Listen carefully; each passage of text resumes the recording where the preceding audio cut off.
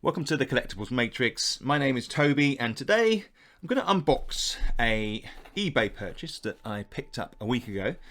Haven't opened it yet, and this is a collection of cards that I want to show and talk about. So what we'll first do is open the box, have a look inside. So this purchase cost me £15.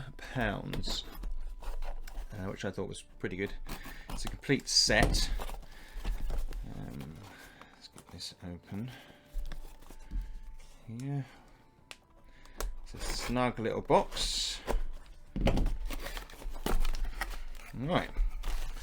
So we have got them in here. Some packaging. A little note. Thanks for the purchase. And then we have some cling film wrapped around the cards. In fact, this is the card on the bottom left hand of the screen. So these are the Star Wars Series 3 Topps trading cards. And I'm going to get them out and have a look at these. Never actually handled these. These came out in 1977, the year that the film was released. You can see there. On this kind of thick, dark, greyish, kind of beige cardstock that does deteriorate quite easily, I find, this texture. Now, I don't own any of these. In fact, my history with Topps trading cards really started with Gremlins, which is later in the 80s.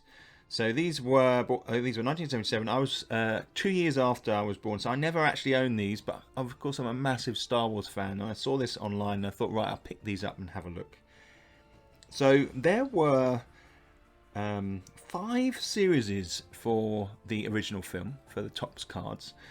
And this was really the first Topps series that they did that was successful, that wasn't sport related. And these were, obviously because of Star Wars being so popular, incredibly well received, and they made Topps a lot of money. And they really kind of kick-started the collectible market for non-sport related trading cards. In fact, Topps, they nearly didn't get the license because Kenner offered it, because they did the toys. They rejected the license to do the trading cards, and Topps came in. In fact, Topps themselves turned it down once. A guy called Gary Gurani, I probably completely murdered that. He pushed, and they took it the second time, and it was hugely successful. And part of the reason why they didn't want to take them was because they had done some previous series-related trading cards. They did Star Trek in 1976, which was poorly received. And to a certain extent, it's hardly surprising that was the case, because that was a while after the series finished. And this was right in the moment, 1977. Star Wars was becoming that phenomenon that we all know and love.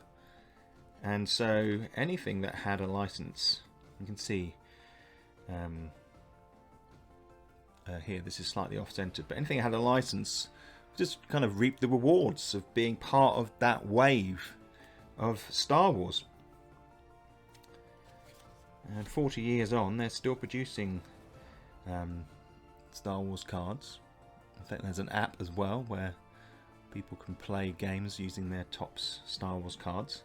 Of course, they still do the sports related stuff and are hugely successful with that.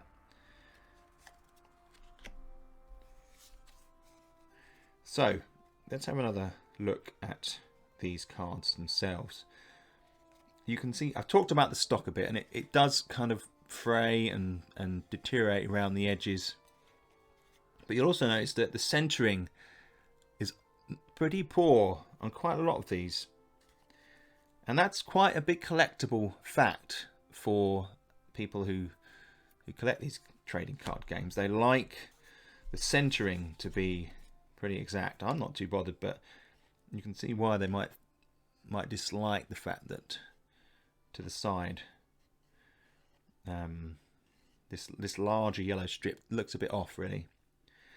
In fact, after this card here in the Green Border series, I think series 4,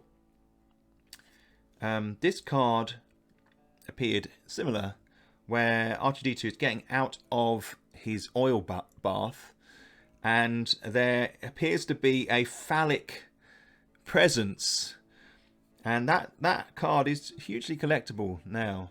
That was much talked about with these Topps cards in the I think series 4. You can see there one of those little oddities. In fact, these, you can see this has got quite a few scratches on these. These are in kind of medium condition. They had, each series had a different colour border. We've got the yellow border for series 3, but the series 1 is a blue border with white stars. Looks really nice. They're much more expensive than this series 3. The 1 to 8 go for hundreds of pounds in good condition. But this is the complete set. It's 66 cards, and there should be 11 stickers. On the backs they have the puzzle pieces you can put together to make an image. Keep looking through some of these. And then, so they, because of the film success, they did a whole range of series. So 1 to 5, and there's a number of different versions of series 1. And then they did Empire Strikes Back, series 1 to 3. They actually had larger print runs. See there. And then they did Return of Jedi. They did 2 series for that. And you get a little bit of blurb with the card. Luke Skywalker's aunt preparing dinner. Bargaining with the Jawas. The fearsome stormtroopers. Of course, the quality of the photograph is grainy. It gives it that kind of vintage feel, doesn't it?